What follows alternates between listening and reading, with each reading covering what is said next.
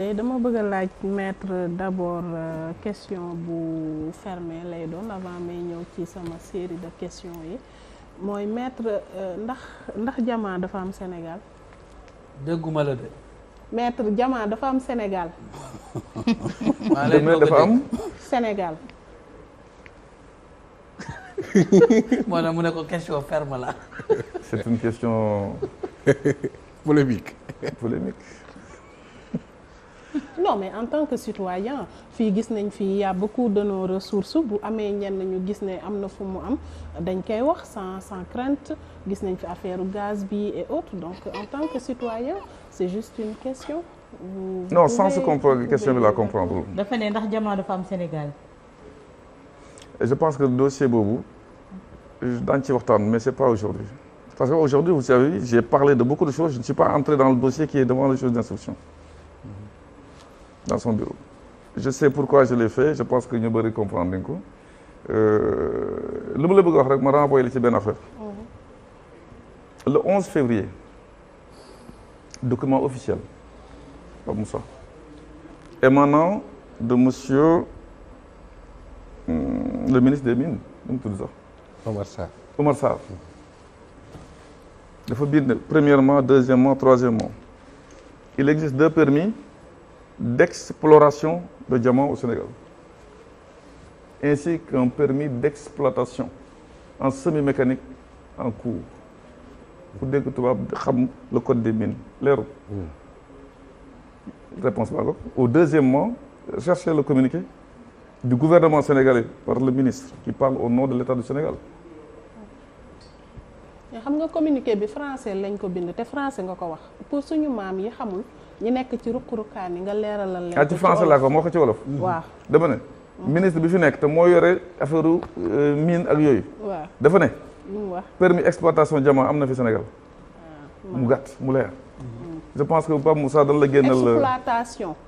en exploitation. waaw parce que am na si loolu ba mu amee am na si ñoo xam xam ne exploitation boo ko déggee rek mooy am dañuy jaawale. exploration ak exploitation am na itam ñu doon wax loolu. ñi koy jaawale mooy peut-être ñi nga xam ne defuñu ay études yu mais je dis foo déggee exploration on explore ñuy wër on recherche. waaw foo déggee exploitation mooy pétrole gaz ak yëpp mooy trouver nañ ko ñu ngi jëm ci moom. te pour nga mën a def exploration sax il faut mu am ay kii quoi ay indices. ay indices doo ñëw rek. oui exploration il faut mu am indice mais maintenant bu ñu trouver indice ba gis ko là on va vers l'exploitation. mooy di jëm ci exploitation mais ministre bi nee na exploitation am na Sénégal de ce produit am na lu tax ñu ma ci biti parce que bu ñu jëmoon ci affaire bi la ñuy dal. am nañu. ma ne bu ñu jëmoon ci dossier peut-être ci affaire bi la ñuy dal parce que ça existe selon l'État du Sénégal comment on peut te poursuivre loo xam ne État du Sénégal bu lay poursuivre à travers le procureur reconnaît que ça existe.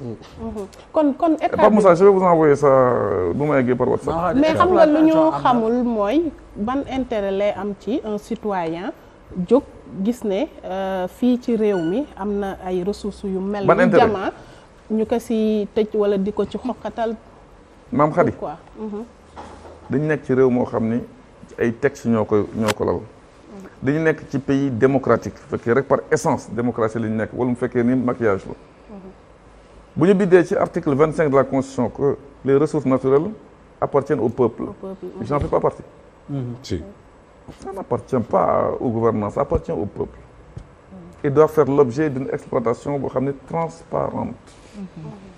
Le code des mines wax transparence. Le code nu mu tudd encore pétrolier wax transparence. ñenn ñi bëgg ko def de façon nébuleuse. mais yow amoo droit comme ni ñuy prévoir les alertes là wax ne lii c'est pas normal.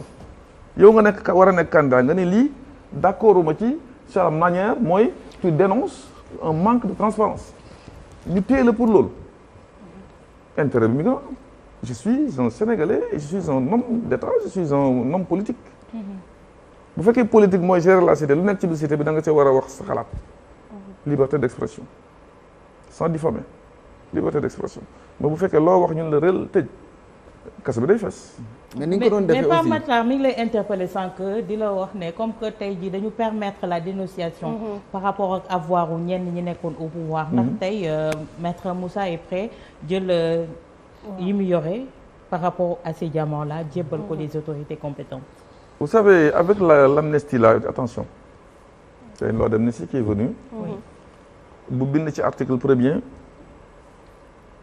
tout ce qui est issu de manifestation politique waxuñu sax politique de manifestation ñu def ci ou déclaration politique déclaration relayée par des voies de communication jugées ou pas non encore jugées sont amnistiées de telle date à telle date mooy table bi effacé nañ bu ci kenn waxati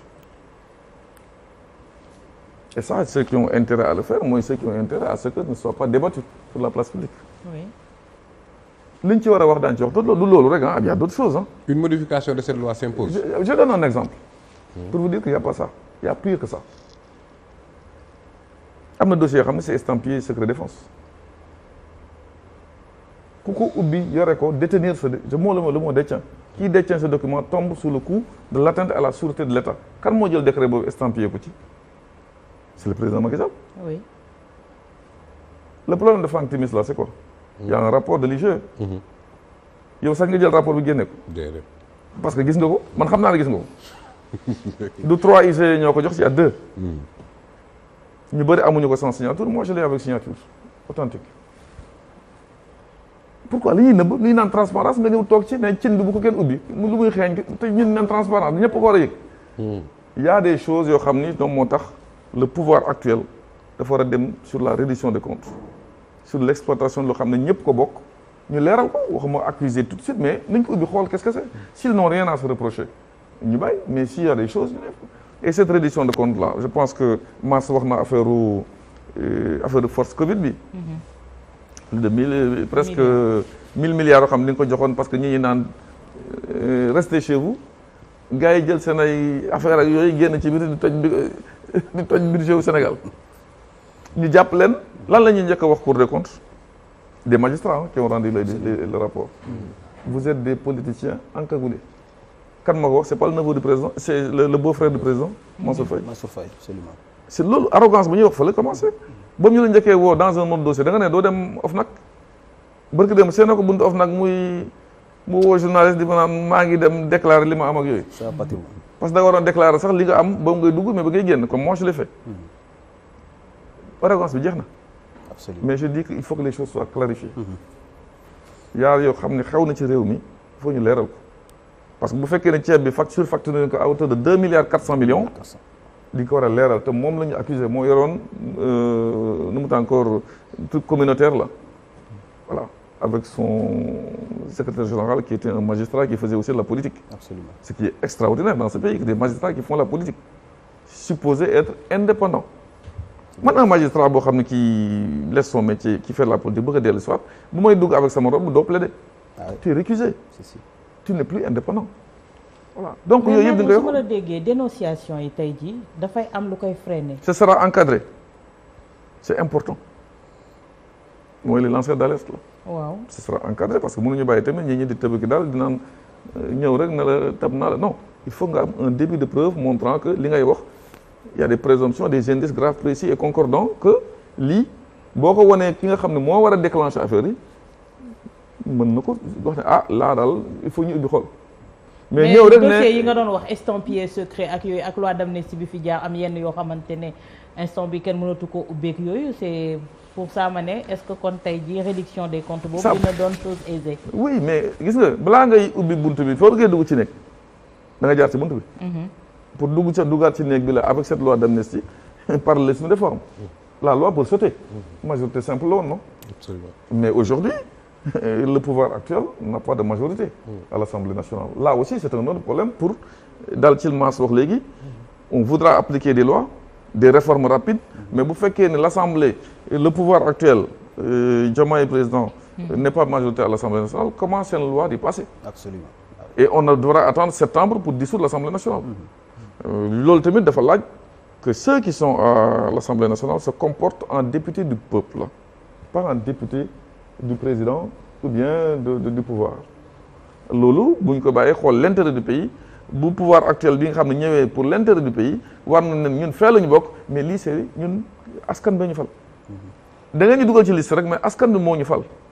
donc ñu considérer ko par exemple suñ defee lii pour wàññi denrée yi baax na ci askan bi ñu allons le faire nous en tant que député far fii wala far fële mais bu fekkee fii nga far rek tu seras non braqué wu ça devient autre chose. Donc loolu tamit dañ ci bàyyi xel mooy yenn affaire bu ñu ko bëggee changer il faudra qu'on passe par l'Assemblée nationale.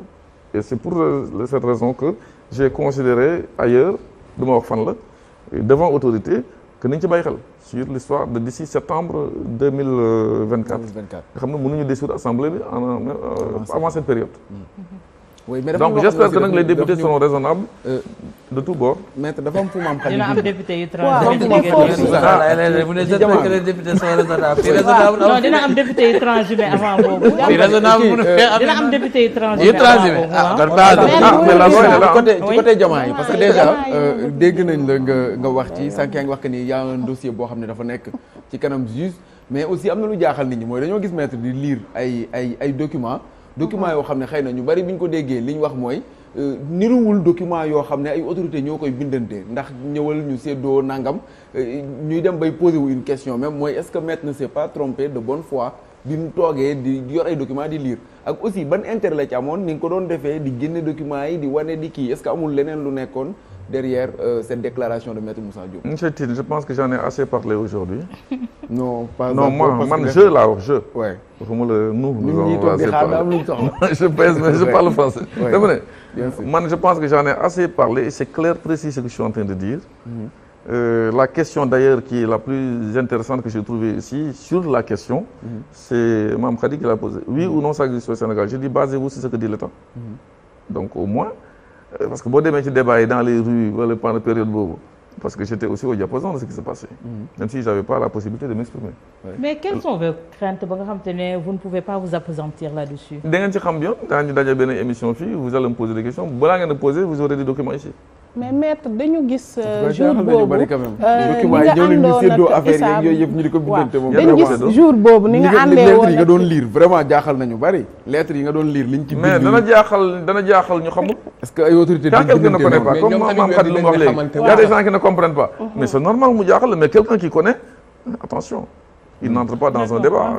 maître mais man nag lenn daf ma jaaxal mooy jour boobu détermination bi nga àndaloon ba wax ci lépp joxe les détails tey jii ñu ngi la koy laaj nga ne après dinaa ci wax après kañ est-ce que du maître léegi dafa xaw a rasu tuuti wala qu'est-ce qui se passe mais aussi tamit am na leneen loo souligner ci sa déclaration yi mooy it achat d'armes loolu aussi tamit peut-être affaire Diomaye xaw na ko kii mais tamit c'est des choses yoo xam ne nii lu graaw la bu fekkee ne c'est achat d'armes ah oui waaw ci au palais loolu tamit bëggoon nañ ci am lu leer parce que c'est des trucs yoo xam ne au moins il y a quelqu'un qui sait que il y a deux dossiers waaw parce que les gens ne parlent que de minerais dëgg mais minerais yi moo la valoir déboire yi non c'est deux choses il y a deux dossiers j'étais mis en examen pour deux dossiers dossier bi muy wax ni boobu ñu demee ci commissariat bi xam ne je suis entouré par les commissaires la ku nekk jël nga sa loupe xool authenticité de document bu ñu paree kii pose question kii pose ñu pare PV bëgg a tëj ma ne ko déet vous avez regardé c'est authentique ou pas authentique li ñu la wax donc sur ce problème d'achat d'armes je me suis opposé sur la manière dont ça a été acquis. Dans un pays de droit et dans un pays boo xam ne dafa laaj sécurisation de la circulation des armes. Les armes ne peuvent acheter que par les corps habilités. Ministère de la Défense, passer à l'Assemblée nationale, le budget.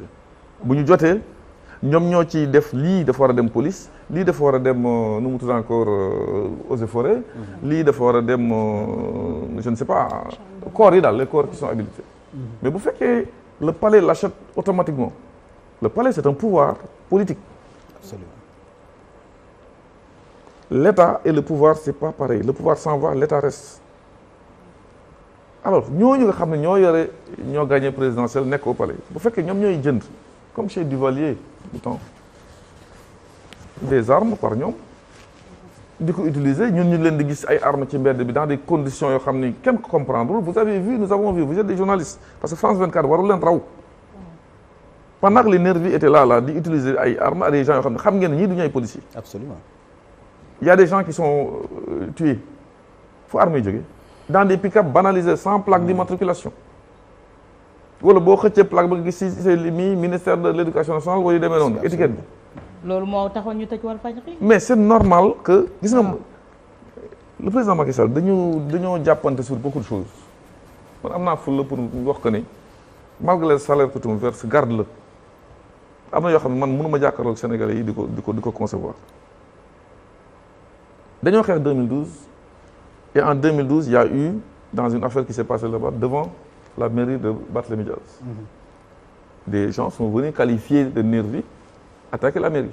Dias a répliqué, il y a eu mort d'homme. Man ak Macky Sall ak keneen mission 4 ñëw kër Papou Dias toog ñuy naan lii warul am, c'est pas normal. Ces nervis là warul am parce que c'était sous le régime de Wade. Mais yow waroo toog ba après bi nga toogee fuñ la seen yaa ngi ànd ak ay nervis vers Matam vers Koungheul ak des pick-up à Dakar. ñuy tabassé avant c'était des bâtons au mois de mars 2021 au niveau du mois de juin 2023 c'est des armes. C'est la raison pour laquelle war nañu saytu xam ne fu mu jógee. Absolument.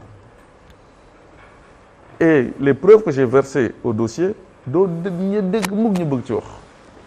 nga wax ci suul ko rek. nga wax ci déglu ma rek suul ko rek effacer l'ardoise amnistier mais bon. arrivederci man dem naa jël sa avion man dem na.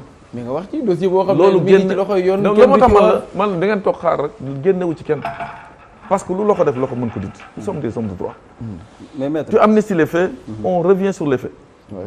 Mais et à ce moment-là on pourra mettre l'affaire sur la place publique. Concernant les armes là parce que man dama jàpp ne c'est grave ah lu grave la état